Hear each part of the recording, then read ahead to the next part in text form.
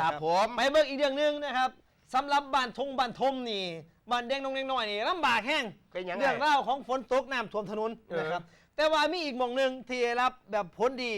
จากน้ำหรือว่าฝนตกในครั้งนี้แหละนะครับผมปริมาณน้ำในเขื่อนอุบลรัตน์และก็เขื่อนลำพอนเพิ่มสูงขึ้นให้ในเพิ่นมีการระบายน้ำจากเขื่อนมานี่มาลงที่น้ำพองบ้านน้ำเพิ่มขึ้นแทบบ้านก็เลี้ยงปลากระช่างได้นะครับหลังจากที่เพิ่นเลิกเลี้ยงไปแล้วประมาณ2 ปีกลับมาเลี้ยงในคือเก่าครับแต่กระสังให้เพิ่นหลายบาทปลากระซังนี่มีปลากระซังแน่ปลากระเทยเนี่ยแมนเอาน้ำตัวละปลากระซังกับปลากระบะซังนี่เด้เอาปลาตะหักกับมีผู้สื่อข่าวนะครับลงพื้นที่สำรวจที่ทวัชชัยฟาร์มนะครับมอนิกไปมอนิกนี่ไปหาเพื่อนผู้สาวเด็กหน่อยแถวในบ้านออก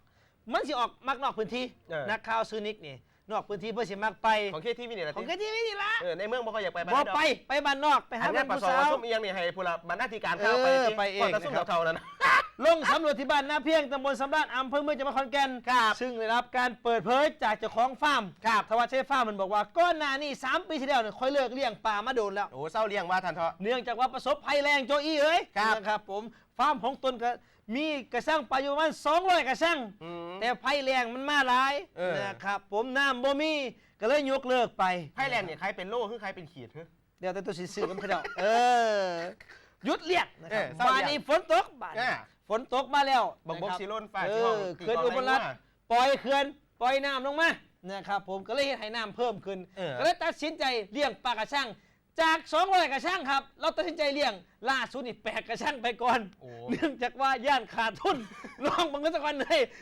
มันจีพ่อบ่เพิ่นบ่ในช่วงสัปดาห์ที่ผ่านมาเนี่ยก็สังเกตว่าน้ำเพิ่มขึ้นเป็นยังคือเลี้ยง8 กระชังเนื่องจากว่ากระชังที่เหลือนั่นนะครับเท่าไรก็190กว่า94กระชังนี่นะครับเบรกไว้ก่อนซ่อมแซมนะครับต้องซ่อมแซมก่อนว่ามันขาดนะครับซึ่งตอนนี้คาดว่าถ้าเกิดฝนตกลงมาอย่างต่อเนื่องแล้วก็เขื่อนปล่อยน้ำลงมาให้ก็กลับมาสร้างรายได้อีกครั้งหนึ่งเป็นว่านั่นเอาซ้ำนี่แหละครับผมที่จะมาฝากกันข่าวที่2บ้านแล้วบอกยังไงสร้างบ้านก็เรื่องเลี้ยงปลาซื้อเมื่อกี้ในเรื่องปลาแล้ว